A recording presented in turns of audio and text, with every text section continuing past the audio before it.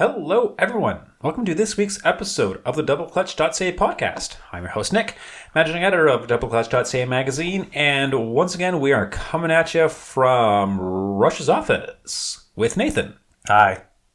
Hi. I'm here. Yes, you are. So we were actually busy these last couple of weeks. And we're going to stay busy. There's a lot going on. And we are, yeah. Shit's picking up. Nathan, you were out of town last week driving a thing. I was driving a few things. Yes. And I like them all. Yes. Yeah. Oh, you also drove the old thing on that thing. I drove several things, yeah. That was a very good event thing. I actually completely forgot about the old thing. And I had a sandwich. But did you have a banana? No. Oh. I had a Mai Tai, though. It was really nice. Yeah, that was really cool. You were driving something pretty cool while you were here, though. Why don't we start with that? All right. So quick high level recap of what we're going to talk about this week. Last week I had the 2025 BMW M5 Touring, which you could say is a pretty hyped up vehicle. You can make the argument. Nathan, you were in West Virginia. I was checking out the 2025 GTI and Golf R. Yep. And then we're also talking about our press cars we have this week. So I'm in the new 4Runner. Nathan, you're in the 2025.5 stupid XC90. And if we have time, we'll get into a couple of other cars, but. Yeah, that should probably take us to the end of our episode. I think this will probably fill us up pretty good. It's a crowded week. I think so, yeah. Busy week. Lots of stuff to have driven and to drive, so let's get into it. Yeah, let's stop dicking around. Tell us about the M5. Okay. It's a car. Okay, good talk. Cool. Oh my god, I was not expecting... Well, I guess I should have been expecting that thing to be such a dude magnet, but my god, it's such a dude magnet. When you say dude magnet, can you qualify this? Because I got very little dude magnetism when I had the purple one last fall.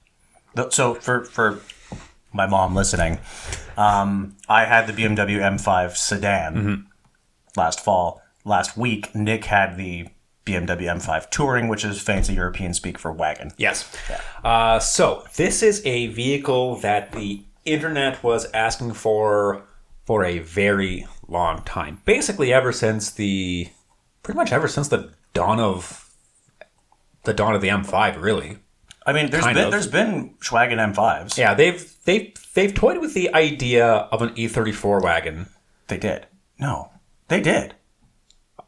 They did. I thought it was a concept. Nope, they built them. Okay. I'm thinking about the E40. I'm thinking about the E46. The E46 Touring. The idea of an M5 wagon has come and gone, but it's largely been a European thing, if it's happened at all. Yeah. So that makes them extra desirable for us North Americans. And with this latest generation M5, BMW finally decided, all right, you know what? Fuck it. We're going to bring it to North. We're going to bring the wagon to North America. Because that's what the cool kids want. That is what the kids want. Because wagons are in vogue. I liked wagons before they were cool. I'm pissed about this. This whole, I feel like my mom could actually attest to this. I liked wagons when I was a kid. I thought they were really cool. Yeah. And now, because everyone else likes them, I can't like them. And I find that very upsetting. I still like them. For the record. But, yeah, it took me a bit to come around to this particular M5. I don't know if I was expecting perhaps too much from it. I don't know if it was the spec for ours. I don't know if the fact that it really killed it for me. And I think the spec was really the big driver of its dude magnetism. Right. So we were going to talk about that. So can you quantify this dude magnetism for me? Spell out the spec first, and then get into how that created dude magnetism. Yes. So this particular tester, and let me just preface this by saying every other day of the week, BMW Canada is very good at speccing out their press cars for the press fleet. Almost always. Almost. Mm-hmm. Always. And the almost, in this case, is the M5 Touring. It was frozen black with a very bright, very in-your-face red interior. Yeah. And it wasn't just red. I feel like I almost would have tolerated it more if it was just red, but it was two-tone black and red, which made the red really scream. Yeah. Like I had that we saw one today, the Aston Martin DBX, and that thing was red. Red. And it worked because it was so red. Whereas the M5 was only partly red. It wasn't and to put it in regular English, frozen black means matte black. Yeah. $5,000 option, by the way. Yeah. So that color combo and the fact that it's a really hyped up car made it just really solidified its dude magnetism. Like I had BMW bros like all over trying to race me. It got very annoying very fast. Yeah. Because they were trying to... There was this one guy in a Slam 335. He just like was flexing his crackle tune like all around me. And like... And you're just like looking ahead, trying not to pay attention. I just kept ignoring him for that entire interaction. It was like 30 seconds of him just like trying to bait me. That's exactly it. That is exactly Bro, look, I'm super it. tough. You want to go? That's exactly it. I got this really sweet JB4 tune on my girlfriend's N55, bro. It's fucking pretty tight. Let's fucking go. Bro, you don't have a P58, bro. So yeah, that got tiring pretty quickly. I think it only happened to me once when I had the purple one. That car was surprisingly subtle, although I also hardly drove it. You all drove it.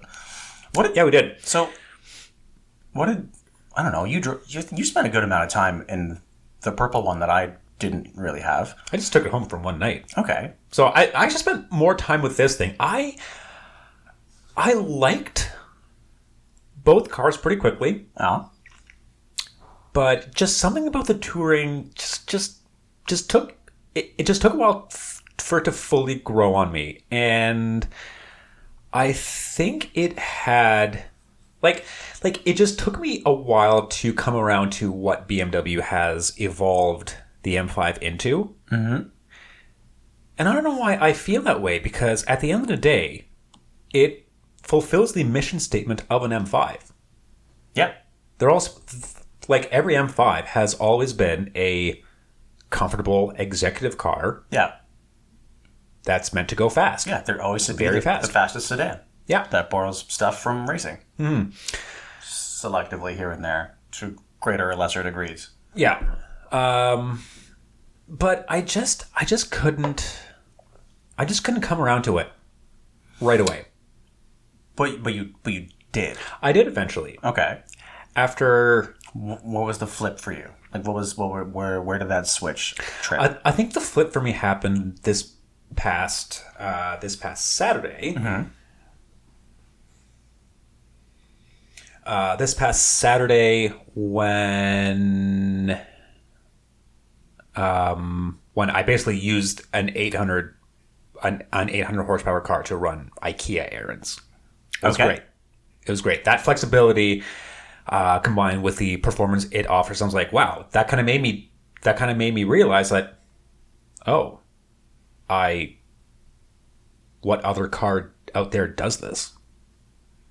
What other car does the whole practicality thing? Yeah. There probably is no more effective Swiss Army knife on this planet than an M5 Touring. That's exactly it. Yeah. And that's when it sort of dawned on me that, like, wow, this thing can send me from 0 to 100 in like less than 3 seconds. Does it is 717 horsepower? Yeah, it is one of the fastest cars on this planet. Yeah, it's a fucking rocket. It is a bullet. And I swear up and down, I think it's crazy underrated. And I can take it to Home Hardware, Home Depot, Dulux, and IKEA all in one day. In one trip. In one trip. That's the achievement. Oh, yeah. And presumably very quickly. Very quickly. Right. Although once I had it loaded up, I was like, all right, I'm not going to do anything stupid now. Yeah, you don't want to slam your new cabinets around. No. Okay, so it wasn't even like a driving moment where you had a revelation like, oh, I see what they were getting at with this. Like I had with the M2, where I didn't like it, and then I did a big drift, and then I got it. And I couldn't unget it. Yep. It was just an IKEA parking lot where you then decided the M5 is a gangster. That's right. Okay. It's not a very good story. No, it's not. Okay. But like it was just doing that. It was just doing that like mundane. That mundane. It was just doing those mundane things with it that sort of made me realize that, like, you know, just like, you know what, nothing else does this out there. Yeah, I don't know. I was gonna ask, like, but who's asking for that? Who needs the fastest car in the world to go to Costco? People on the internet. They don't spend money. They don't buy cars. That's the thing. They don't. Yeah. And even when car companies historically are like, hey, look, here's our cool car, they don't put their money where their mouth is. Yeah. They love to complain. They do love to complain, and boy, they have. I think it's neat. I think it actually wears the touring look pretty well. I feel like in any other color, I would have probably really liked it. Mm-hmm. Or a color. I probably really liked it. Yeah. Like, because like some wagons they just don't translate really great. I think this one does. Yeah. The satin black didn't do it any favors. Mm-hmm. Like the M5, the current gen M5 is already a very, very large car. It's very brutal. It has a lot of presence to it. It has a lot of brutality to it. Yep. And satin black just emphasizes all of that. Like, it's just a big satin black brick. Yeah, it just looks like it's almost like it's trying too hard. Like, yeah. Like how tough I am. I'm so tough. Yeah. Like, I just stop it. Yeah. Like, I was parked beside like an HRV or something at some point during the week, and I was like, wow, this car completely dwarfs this SUV. It is a huge car. Yeah. Yeah. What's the weight penalty of the Touring over the sedan? Weight and cost penalty. So weight penalty, I think it's like 200 or 300 pounds heavier. Don't quote me on an exact number, but that sounds about right. But there's a bit of a penalty to it, but it's still heavy is heavy. It's still pushing like an F-150 curb weight. It's less relative heavy, like on the E34. Like it was a 300-400 pound penalty, and you felt it on a 300-400 pound car. Oh yeah, yeah. E34 Tourings are really, really handsome. They drive like dogs. So bad. I can imagine. Yeah. See, that's the thing. This thing is heavy, but because of all the hybridization going on, because of all the trickery going on under the skin, it hides the weight. Like, it mostly hides the weight. Yeah. Like the weight difference doesn't get noticed. No, exactly. But if I take a corner, maybe a little too hard, you feel the weights are like, you feel the weight compared to something a little more. Not that. Not that. Yeah. But because it's so fast, because it has so much going on underneath, it hides the weight. Like you don't think about it any other time. Yeah. It's a really. I didn't spend a lot of time with that one, but the M5 is a really impressive performance machine. Like one of the few press cars I've driven that I've actually been afraid of, because it's so fast and it's so like.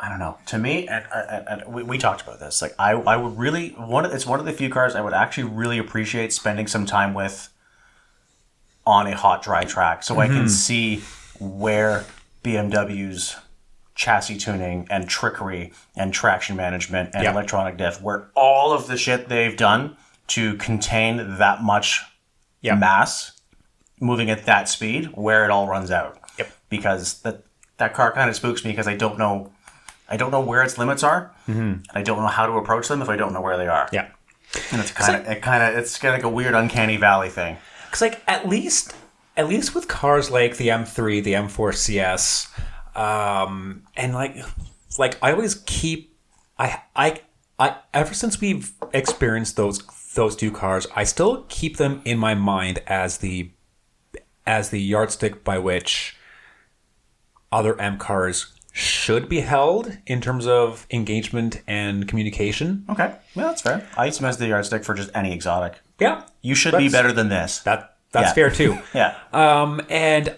I think while while the CS cars do a really, really good job at, let me back that up. The CS cars have a lot of potential. Mm-hmm. They have super high limits, as anything else does out there in that realm. The thing is, those cars let you know what's going on. Yeah. You can hear things, you can feel things. Yeah. But the M5 by comparison, and it's a bit of an apples to orange comparison because, M3, M4, it's completely different animals. Like the M5 is a full-size plus executive missile with 5 million horsepower. Yeah. And the M3 CS is a compact 100-pound, like stripped out, lightweight, like supposed to be track toy. Yeah. Like very different cars. But yeah, the M3 communicates that better. Like, exactly. You can tell, like, oh, this car is like wasted on the street. Exactly. Because I'm not even close to its limits, but I can kind of place where they are based on how quick I took that corner. Yeah. On the M5, I have no idea. Yeah. Yeah. And the other thing that kind of gets me about the M5 is that, and this is something I didn't really pick up on with your purple one, because we had that one in November. So it was still a little chilly, a little rainy when we had it that week.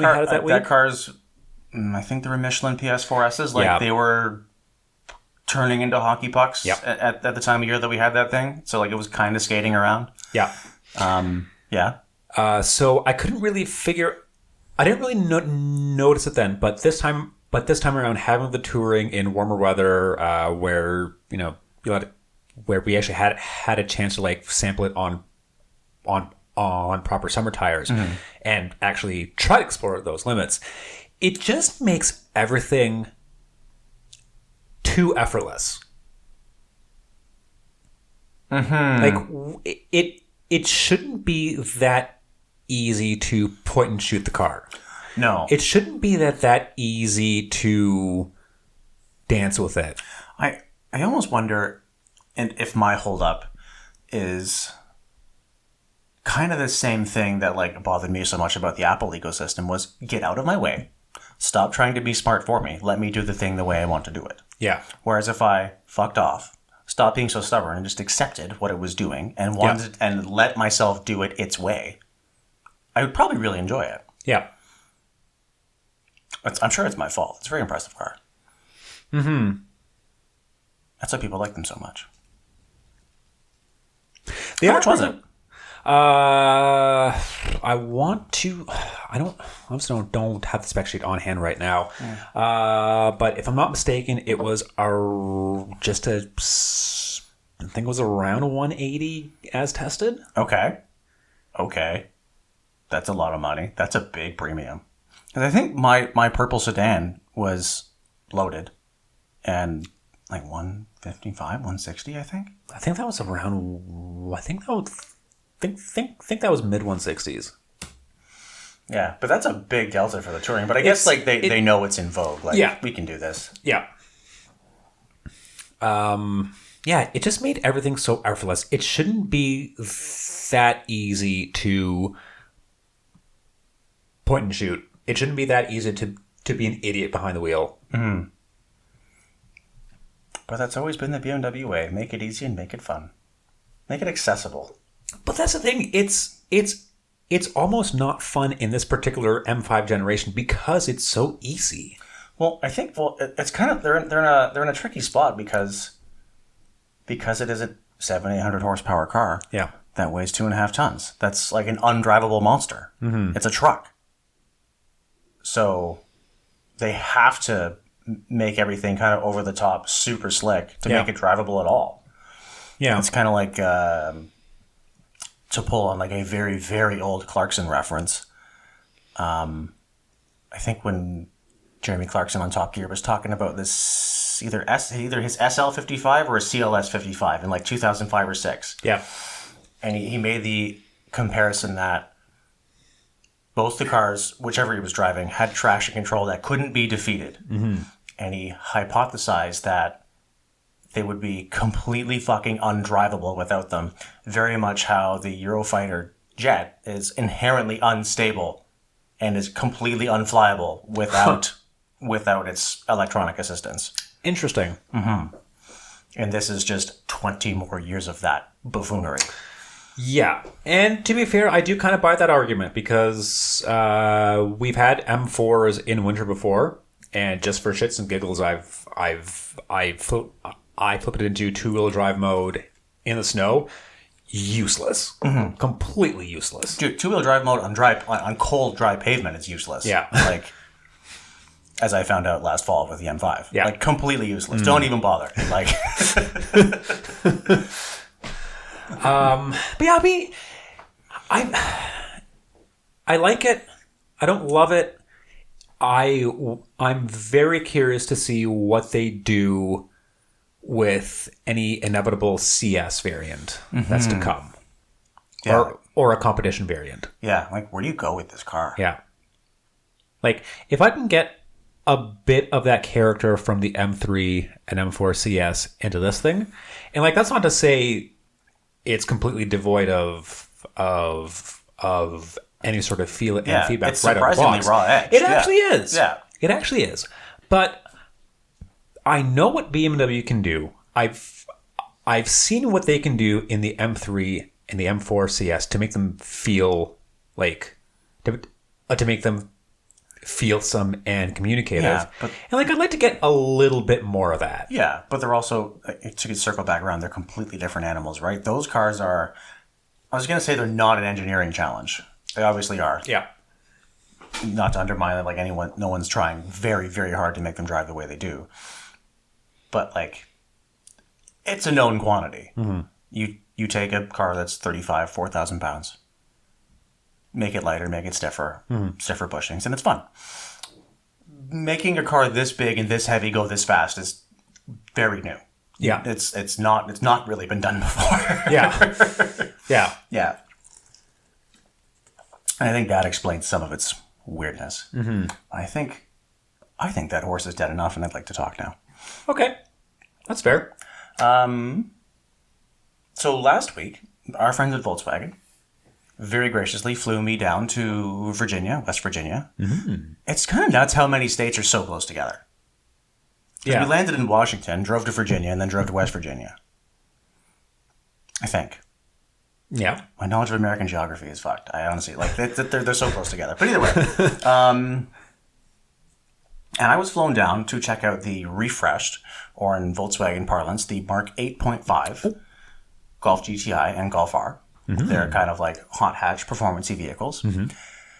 And the biggest highlight of these two new things was that the infotainment on the last two cars was bad and also not good. Mm-hmm. And everybody hated it and everyone got very, very mad. Yes, they did. I was one of those people. The internet was absolutely livid, and so were we. Yes. Even I, like, when I had a GTI last year, I tried to like it. Because I remember thinking, like, no, this isn't that bad. Everyone's just fucking getting in an internet tizzy and saying it's bad. It's not that bad. And by the end of the week, I hated it. So that's fixed. Yeah. It now uses the same huge, like, almost 13-inch screen out of the ID Buzz, which, contrary to what photos look like, doesn't, at least to my eye, because you were asking about this, it doesn't look overly huge on the Golf dashboard. It just doesn't. I don't know how they do it, but it just doesn't look that big. Mm-hmm. It's super snappy. It's very responsive. I love the new home layout. It's very easy to figure out. Like, it's actually now one of the better systems on the market. Yeah. Like, you had the same thing in the ID Buzz. Yeah. And you enjoyed that? It's meaningfully improved, yeah. I'm also going to preface this by saying I didn't totally hate Volkswagen's new infotainment when the Mark 8s rolled out. Mm-hmm. I feel like it was a little annoying, but that's very much a case of, take the 5 minutes to actually learn the system, set up your shortcuts.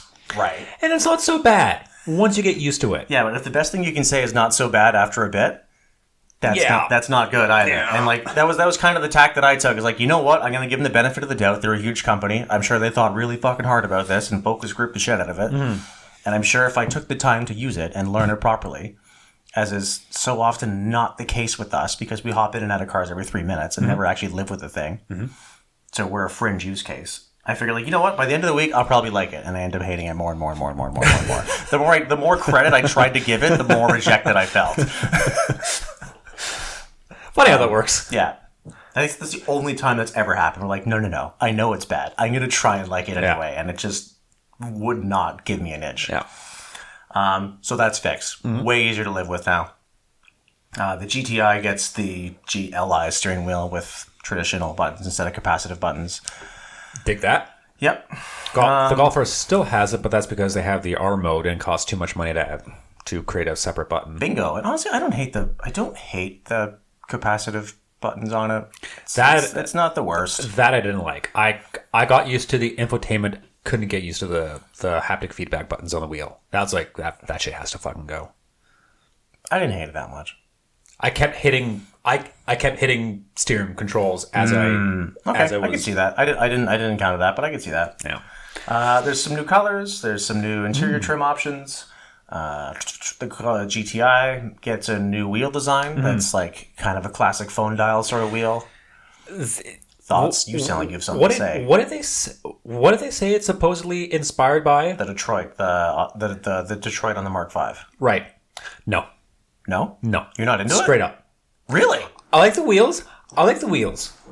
But they're not inspired by the Detroit alloys. But there's 5 holes, and they just haul it out the pockets.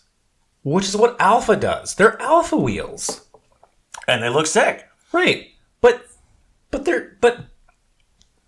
like, they look sick. But like, don't try and harken them back to an old wheel design where the shape of the big spokes are slightly similar. But it's inspired by. It's not the same. It's a remix. The kids are into that. I actually really like them. I think they look really good. I like the wheels too. Yeah. For the record, I just think it's not a shout out to the Detroits. It is a bit of a shout out because it's phone dial. There's 5 round holes. There's no other Volkswagen wheel that does that. Now. All right. Fine. You bitch. I'll grant you that. I do like the wheels though. And that's, as far as my memory goes, pretty much the only change of the GTI. Very subtle facelift. Very subtle facelift. That's right, yeah. Same thing with the Mark R. Very subtle facelift. Not Mark R. Mark R. Golf R. Very subtle facelift. More going on there, so a slight power bump. There's a lot going on actually. Yeah. For this year. Cool There's a lot guy of cool stuff. Yeah. So power bump up to 328 horsepower. Some more torque. I forget how much, if any. 295 foot-pounds. New wheels that are now forged and quite a bit lighter. Mm-hmm. I think it's like 7 kilograms reduction of unsprung mass. Which is nothing. Which is pretty fucking substantial. Yeah. It actually rides great. Like noticeably rides a lot better. Mm. So there's that. What else was going on? You read the thing I wrote. Seats. New seats, yes. New seats. Yes. So the big one that I was most looking forward to is that they've unlocked some options that were previously Euro market only. Yeah. That's cool. That's always cool shit. Yeah. And one of them is the option of this like Volkswagen, they call it Art Velour. It's basically their, I guess, synthetic Alcantara. Yeah. So it's like a cool plaid pattern Alcantara blue kind of seat. That's much lighter. It's semi-manual. It loses ventilation and heating. Mm-hmm. Or no, loses ventilation, not heating. But it's quite a bit lighter. And it looks rad as fuck. That they do. Yeah. They look very comfortable too. I just want to cuddle up into them. Yeah, so standard is heated ventilated leather, but optional you can step up/down to these semi-manual cloth seats, which are kick-ass. Yeah. There's a new wheel design, as I said, that's forged. And Akrapovic exhaust. Cool. Titanium Akrapovic exhaust. That's a cool one. It is a very cool one. And it transforms the car that I previously thought was too sterile and too quiet into something that's actually pretty fucking fun to play with. Nice. Yeah. It's nuts what a little bit of noise does to a car. Yeah. Totally transforms it. Way better. Yeah. Oh, yeah. But like even with Mark 7s, like those were pretty much just a downpipe away from sounding decent. Like even a lot of people will straight pipe those things. No, they don't need to be straight piped, like at all. Just a downpipe, eh? Just a downpipe. That's all you got to do. I've thought about it. I haven't sold my wife on the idea yet. Well, you understand I have a very similar platform. Yes. Because I would like just a tiny bit more noise. Yeah. You'll probably get it with a downpipe. Okay. Interesting. Anyway, moving on. Yes. Yeah, new Golf R, very good. Yeah. I like it New a lot. seat's It very drives good. great. And it was a really cool event because they took us to Summit Point Raceway in West Virginia, which is, I'm told, very similar to Mosport. It's very organic. It's very rough and bumpy. It's very technical. There's lots of like blind and offside corners, and it's like lots of elevation change. It's a fucking fun track. Very tricky, very fun track. And it was my first time on a track. Nice. Yeah, it was a lot of fun. It wasn't that much fun. Because I was trying, like, it was cool, but I was trying so hard to do it right, Yeah. and I wasn't having fun. But the cars are very good. Shockingly good, actually. Like, I couldn't believe how good they both were. Yep. I feel like I could get into a groove with the GTI a little better, just because it turned in a little more easily. A lot of people say that. A lot of people say the GTIs are typically more engaging than and fun. Yeah, Than Golf. just more than the playful. But the R is shockingly quick, like shockingly fast for what it is, and can really put its power down very effectively. Yeah. Two more things worth mentioning on this particular front. Something I forgot to mention. With the Golf R, there's a new... So previously there were like no options, no packages. You just pick a color. Goodbye. Now there's a new upper trim called the black package that does blackout trim, which I'm not nuts about. And thankfully not just black paint. You can get a white or blue car with a black package. Cool. And the black package is $2,600, and that then unlocks the Acropolis exhaust and the chairs.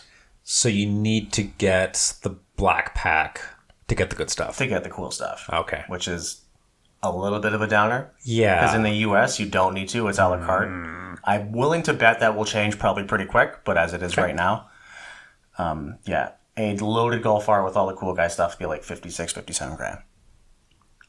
So that's a pretty big bump compared to what the Mark 8s initially launched at. Yeah. It's like you could, before, granted, this was in the pandemic, so good luck finding one close to MSRP back then. But back then, I think like they would top out at like a hair under 50. So they've gotten a little more expensive, but like 55, 56 is pretty much where the market is with like the Civic Type R, the Integra Type S, GR Corolla. Yeah. Especially with the good stuff. Like they're all around like... It's still pretty in line with them and like about as practical, about as quick. Yeah. I'd say like the Golf is probably the best daily of the bunch. That tracks.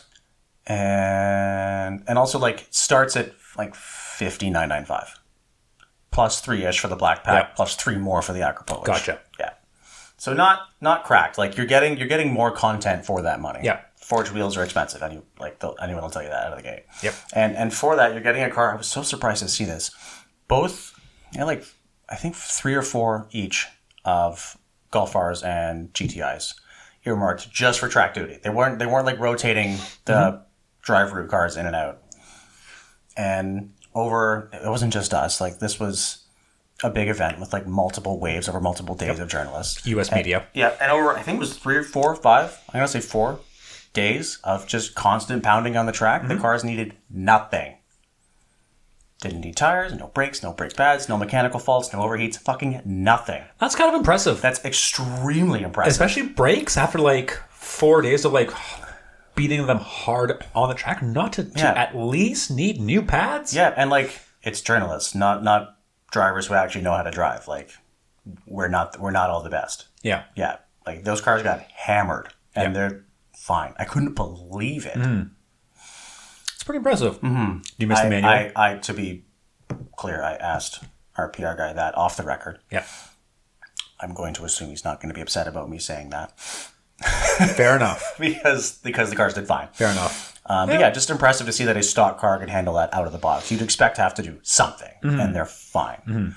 That's impressive. Yeah, and right before I cut you off, you're asking if I missed the manual. Do you miss the manual? Nope. A tiny bit. I didn't love it last year. But I feel I'm conflicted because I really appreciate having the option. Yeah. In principle, I would really appreciate if they kept the option, and I would probably take the option on the same principle, and I would probably regret it every fucking day. Yeah. Which is pretty significant because you literally have to change gears every single time you drive the car. Yeah. The DSG is quite good. Yes. And I don't know. I'm not nuts about the way VW does manuals. I found myself more annoyed with it than anything in the last GTI I had. Yeah. Yeah. The thing is, like, VW people can justifiably cry about it all they want. The DSG is the better transmission, in my humble opinion. I like manuals. It's objectively much better. Objectively much better. Yeah. But yeah, it's just that VW never really did a good manual. No. It was never bad either, but just never great. Never like, more of that. Everyone else did it better. Honda does it better. Toyota does it better in the GR Corolla. Like, come on. I don't know. I would rank the VW above those. Really? I haven't driven a GR Corolla in such a long time, I actually don't remember. But the last manual Toyota I drove, the GR86, I didn't like it. I didn't like that. Different gearbox. The shift linkage was fine, but that's probably the part I care the least about. Yeah. Yeah, I don't know. I kind of wish it was still there. I get why it's not, because all Mark 8 Golfs are made in Wolfsburg, Germany. Or at least, all the GTIs and Golf Rs that we get are made in Wolfsburg, Germany. And no one outside of the Western world is buying those cars with manual transmissions. Yeah. It's just North America, and there's not enough to keep it going. So it's been canned. It makes sense. I can see why Volkswagen did it. It makes sense. It sucks, but it makes sense. And pains me to say this, I won't miss it. No, with how good the DSG is, it's I really won't miss it. Yep. Well, then, that was last week. Yep. And now let's talk about this week. And let's talk about your car, because I feel like I've been hogging the mic. Also, how are we doing for time? We're good for time. I think we can talk about the 4Runner. We can close off with the XC90. I like it. All right. Alrighty. Proceed. Nick, tell us about your press car. So, this week, we are in the 2025 Toyota 4Runner. And much like the M5 Touring last week, this is a highly anticipated car, super SUV, super hyped up, and you know what? If you imagine a modern 4Runner in your mind, well, if I were to imagine that, that's basically this 4Runner is basically what I would have in mind. I think Toyota did a really good job at taking what we liked about the past 4Runners and making it feel modern and new. It actually does feel like a newer vehicle, but faithful to what a 4Runner should be. Yeah. It looks like a 4Runner. It drives a lot better, and the interior just like it just feels like it feels right. Yeah, there's no like, I don't know about that, or what were they thinking, or like, it's just, yeah, it's what a 4Runner should be. Yeah, it's interesting that so much of the 4Runner isn't just, it's not just features, because this has a very different feature, and now the 4Runners were all V6 powered. Yep. And this is not. It's totally different trans. Like the last 4Runner felt like a dinosaur. A dinosaur that I loved, but a dinosaur nonetheless. But it had a vibe. It's a very vibe-based vehicle. And they've managed to keep the vibe going. That's right. While updating the car. And it feels very contemporary while keeping the same vibe. And that's super impressive that they were able to pull it off. Like aesthetically, the way it drives, like in every way that you can actually like point at and go, yeah, because of this, like it captures it. It's so successful. I will say it still rides like trash. It rides like a truck. Yeah. Yep. But like you can't. But like even that, it's not good. It does not ride well. there are comfy pickups out there. Yeah. There are comfy trucks. This is not one of them. No. And this is the limited model too. So this is the fully loaded. Yeah, but that's not the way it works. Loaded just means it has more stuff. It doesn't mean it has any better suspension. The one with better suspension, the Trail Rock Smasher, whatever, for men, who are very manly, that has old man emu springs on it, shocks on it. I can't remember. Something fancy on it. Shocks. Rode great. Yeah. Still firm, but rode great. And that's the same with all the mid-size super off-road spec trucks. They're the best driving ones because they have the nicest suspension on them. Mm-hmm. That's exactly it. Yeah. This one's pretty, it's pretty... But it's not harsh. It's not, I wouldn't call it harsh. It's definitely trucky. And I feel like that contributes to the vibe. If it lost the truckiness, it would no longer have the vibe. I feel like they probably... I'm going to give Toyota way too much credit. I feel like they probably could have dialed it out and elected not to. Yes, I feel like your tune might change if you took that main road leading out of Toyota's head office. Okay. Slash the 401 all the way across from Toyota's head office to our office. But by and large, I think aside from that, they did a really good job at like smoothing out the kinks. Like the 8-speed automatic is a night and day improvement over the old 6-speed box. I like the 6-speed. 5-speed. I think it was a 5-speed. Sorry, 5-speed. The 5-speed box. The 8-speed automatic is night and day. It's actually so good. It's very good. I think it's very well paired to that powertrain. It's like we were talking about this, I think, a couple weeks ago. My whole thing with this is I want, because we've driven all the vehicles on this platform, right? The Tacoma, the Land Cruiser, the 4Runner, all share an architecture. Yep. We've driven everything on it except this and except this powertrain. We haven't had to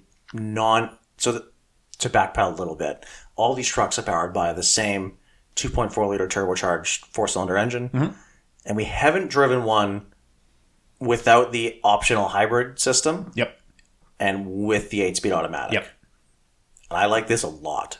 I think this is very, very good. Yep. I normally shed a tear every time a 6-cylinder engine is canned for a 4-cylinder. I'm not sad about it here. Like the new 4-cylinder, it still sounds fairly gruff, fairly agricultural, and it's the same thing I pointed out with the stick taco that you had. If I close my eyes, it sounds like a fucking Subaru. Yeah. But here in the 4Runner, that's okay. It works because you expect it to be rough. It's part and of the tumble. vibe. That's exactly it. So the fact that it's a little rough around the edges, I'm okay with that because the rest of it's torquey, and it's really good on gas. It's so much better. It's actually very impressive, and I think like manufacturers put a lot of effort into acoustic tuning with 4-cylinders to make them sound tougher than they really are, and I think Toyota's been on a pretty good hot streak lately with this engine for the most part. And I feel like it does a good job of leaning more towards gruff than anemic. Yeah. Like, that's something that I really do not care for in the GM mid-size twins with the 2.7 4-popper. Like, it's a very good engine that sounds like ass. It sounds like whiny, wheezy ass. This at least sounds like, it sounds like a truck. Yep.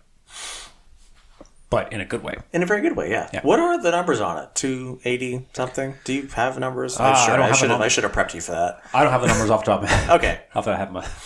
I think from what I recall, I think it's about the same as the V6 with more torque. Yeah. So I want to say it's like 300-ish. 300-ish. Yeah. Yeah. 300-ish. Maybe like. No, I think it's 270. I think it's 270, like 325, if my memory serves.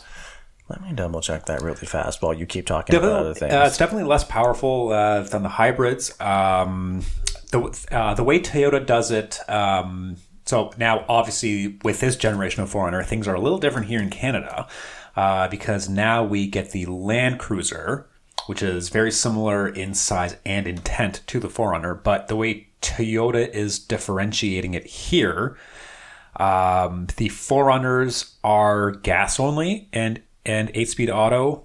The Land Cruisers are hybrid, and 8-speed auto. Kind of makes sense. Yeah, I kind of like that idea. I do. Yeah, I like that idea. And I like this powertrain a lot more than I thought I would. Yeah, and the Forerunners definitely lean into more of an outdoorsy, more of a hardcore off-roady kind of a vibe. Meanwhile, the Land Cruisers are typically they lean a little more retro. Yeah, I was going to to say, a certain extent. I don't know that I call the 4Runner hardcore. I think the 4Runner is more like traditional SUV shaped SUV. Okay, yeah. Whereas like the Land Cruiser is deliberately very retro, but every single one is crazy capable off road. Oh yeah. And part of it is due to its shape, right? It has no overhang. Yeah. And excellent departure. Like it's a little smaller. I think, if my memory serves. Yeah. I really like the Land Cruiser. Going back to numbers for a second, so 278 horsepower. And 317 foot-pounds of torque. Not bad. Which importantly comes in at 1,700 RPM. So like right off idle, it feels grunty. It's pretty punchy. For what it is, it's pretty punchy. Yeah, and it's pretty very well suited to the 8-speed auto. Also, I'm averaging 11.8 liters per 100K. That's quite good. For something that big and trucular. Yeah. That's quite good.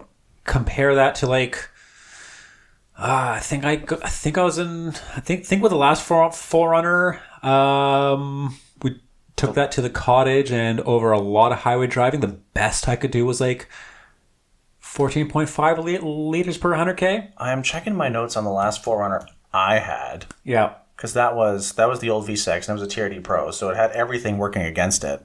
Yep. And I think it was like 12.5. I remember thinking it wasn't bad. Yeah, overall, I really like the truck. I think it's like it looks the part. I also love the fact that Cavalry Blue is an option on this now. It looks great. It's great. Pairs well with our tester's brown interior. The interior is nice. Again, it doesn't it's a lot of hard wearing surfaces, a lot of hard touch plastics that I always complain about. But again, it works with the Forerunners character. Yeah, it's not a Lexus. Everything you touch feels substantial. Mm-hmm. The steering wheel is big, chunky like you'd expect in a truck. I like that everything massive is screen, dumb.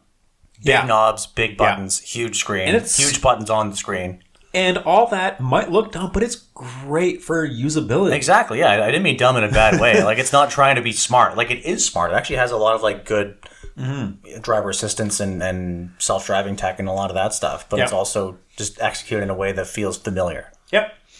And super easy to figure out. And circling back around, I got 12.5 in my last Forerunner. With the big V6. Yeah, that's still not bad, but... Yeah, you're not trying to do good in this. I was. Yeah, with the... Me not trying in the last Forerunner versus this one, that resulted in a fairly substantial fuel economy delta. But yeah, I'm so far. It's only been 2 days with it, at least at this time of recording. But yeah, it's pretty solid effort. I think Toyota did a great job at keeping what makes a Forerunner while making it feel new, contemporary. Yeah. And there's a lot more room too. Like the last truck's back seat was kind of tight. This is pretty good and spacious. They really look specifically at what are the pain points and fix them. I still feel like the cargo floor is still a little high off the ground. Yeah. It's a Forerunner, but it's still better than before. Well, but what I'm still saying is that it'll still probably be a slight pain in the ass to load things, but maybe not as much as before. Well, Toyota has a large, robust product portfolio of other crossover SUVs that you may enjoy more if that is your primary concern. Perhaps. Can I interest you in a Highlander? No. Okay. I want to look rough and tumble. You're mad. But yeah, new Forerunner equals good. Yep. Quite good. Quite good. And then, speaking of quite good... You were really looking forward to your car this week. I was so looking forward to it. And now I don't get to drive it anymore. Not because it's broken. Not like that last week we had where I broke 30 press cars on a Monday and then had no press cars. For the whole team. Yeah, short week for me, and I am in the updated 2025.5. I don't know why Volvo does this. That is so stupid. Oh my god, Why that have is you so done this? stupid. But newish XC90, and I really, really like it. The XC90 is Volvo's biggest SUV. It has been their flagship for years now, and I love it. I loved it before. I love it now. It's the best. And I think the biggest like fast takeaway with it is I think the styling is great. I think they've done a good job updating it to match some modern design trends without getting away from the Swedishness. It says a lot about what really matters, style versus fashion, when you can take a 10-year-old design, give it new wheels, give it a new grille, and then it looks brand new. It looks brand new. It still looks good. Yeah. And that's got to be a tricky thing for Volvo to kind of quantify, like, oh, we haven't updated our cars in 10 years because they're very good looking. Yeah. Like, Yeah. like we didn't need to fix anything. No. So yeah, slightly updated fascia with the diagonal style grille that I think BMW took the charge on that. I think. Otherwise, it's more or less mimics their new design language that we've seen launched on the EX90. Inside is very familiar. The biggest update is the infotainment has moved over to the newer Android Automotive operating system that we have seen and complained about in the EX30 and the Polestar 3. I think this is a very good implementation of it. So it's a larger screen that's like very tastefully floated over its existing orifice. I wasn't a fan of it in pictures, but in person, now that I can actually see the integration of the bigger screen in person, it's like, wow, that's actually a little more tasteful. Actually looks really nice. But because this is still an older vehicle on an older architecture that's not brand new and hyper minimalist, I think this is the best implementation of it because it still has things like window switches and mirror switches and buttons on the steering wheel. And it's a good expansion of the new tech they want to bring in. Like the new system I find works very well here, and it's not just a new skin, it's actually new hardware. It's slicker, it's snappier, it works really well. Yeah. I haven't had any weird bugs with it, which I have had on a couple on the Polestar 3. And yeah, I really like it. And then everything else that I already adored about the XC90, like its fabulous ride, like the way it looks, like the way it drives, like that T8 plug-in hybrid powertrain, which I think is actually becoming one of my favorites on the market, if not like second only to the B58. It's so fucking good. It's so fucking good. It's very well rounded. What are you seeing for electric range? 50 something. I haven't. So I That's not bad. Well, I only picked it up yesterday, and I haven't plugged it in. I have not plugged it in once. I've just been letting it charge itself. Interesting. So when I took it out, you were at 0 kilometers. But like I saw your fuel economy, and you were like 9.5, 6, something like that. Yeah, it's getting fabulous gas mileage. When I picked it up, I put it to charge. Yep. And then while I was shooting it, I just let it run on electric power. But yeah, it's good that it gives you that flexibility of choosing when you want to charge, how you want to charge it, or just plug it into a wall and just run on electric power. It's so flexible. It's so well-rounded. It sounds good. It performs great. It's efficient. It's actually pretty fucking close to perfect. I love it. You mentioned close to perfect. What's not so perfect about it? It's not a V8. Yeah. Yeah. Not a P58, not a V8 motor. But beyond those two, admittedly rather minor specific failings, it's very good. Yeah. No, it's hard to believe it's a 10-year-old car. Yeah. It's so good. And it's just been reskinned to look a little more contemporary. And it's slightly slicker tech. Yeah. But not too slick for its own good. I fucking love it. I don't have much else to say. I fucking love it. It's great. The 2025.5 thing was so weird. Just why? Remember how much that fucked us up last year? That was the most disappointed I've ever seen you. The whole leading up to that whole week, you're like, oh my god, 2025 XC90. Oh my god, 25 XC90. I want that. Yeah. I have a hard dibs on that car. Yeah. And it was the same car. And it's the same car. Yeah. Which is not a bad thing. The same car is very good, but just Yeah. like, come the fuck on. Like, oh, it's a 25.5 as a facelift? Get out of here, dude. Like, Yeah. But like, why not just, why not just like, it's April, it's May. It's still early in the year. You can still launch a 2025 now. Mm-hmm. I don't know. I thought that was weird. or just launch it as a 26. I don't know. Either way, Do that. it's very good. And this one loaded out the door with the plug-in powertrain with 450 horsepower and great electric range and great manners and air ride and the Bowers and Wilkins audio and massaging seats and da-da-da-da-da and this and that. And the kitchen sink is $101,000. That's really good value. Yeah. I really like it. I think the only thing that comes close to it, not even comes close, that like matches it is the X5. Which isn't that far off in price. No, it's not. I think, well, the last X5 PHEV we had was 95, but it wasn't as loaded. No, it was 95-ish to start. Oh. It was loaded up. Loaded up, it was 105. Okay.